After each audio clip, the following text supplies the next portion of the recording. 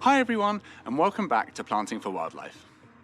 We're just getting to the end of November now, and for me, the absolute show-stopping plant for this time of year is the beautiful Mahonia. I have 3 different varieties in my garden, 2 in the bed, plus this one I bought just a couple of weeks ago that I've potted up in a 10-litre plastic pot for now. Mahonia are native to North and Central America and some parts of East Asia and Japan. These are really strong evergreen shrubs, which, depending on the variety, can either have softly textured, deep-cut leaves, or, more commonly, prickly, holly-like leaves, which can really do some damage to your fingers and hands if you're not careful.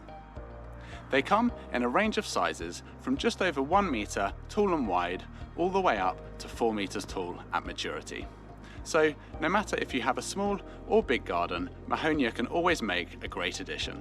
Mahonia produce beautiful yellow flower spikes from August through to early spring, depending on the variety. Although in the UK, this tends to be around late November to early December. The flowers are really popular with bees and especially bumblebees, providing them with vital food when almost nothing else is in flower. Small birds like blue tits also feed on the nectar. The flowers have a beautiful scent to them, and I can normally smell this huge Mahonia behind me from a good few paces away, which is a real treat at this time of year. The flowers are followed by black-purple berries, which are really nice ornamentally, but also make a great snack for birds and can be used to make wine or jam. This variety I just potted up is called Winter Sun and has really nice deep blue foliage and flowers from late November into January.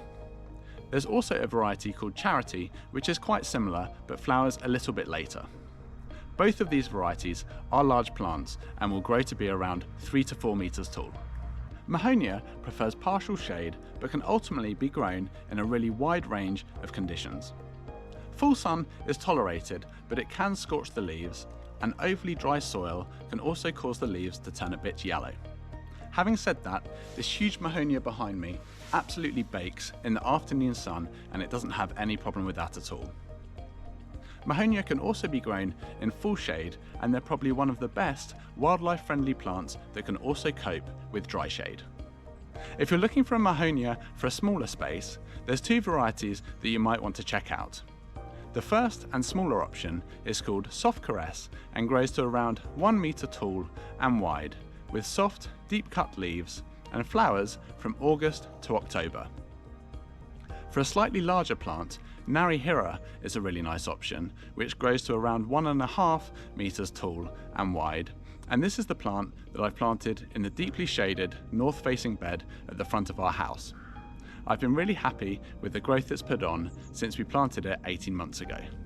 Mahonia don't need annual pruning, but if they do start to get a little bit leggy and bare around the base, you can cut around 1/3 of the branches back to 6 inches to promote new growth.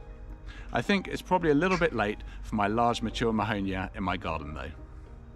For my top 3 companion plants, I'll start with a cornus and a variety called Annie's Winter Orange. I have a young plant of this variety right here in this extremely heavy 10-litre pot. This would have to go with a larger Mahonia in either a dappled shade or sunnier spot because the cornus won't like any deep shade.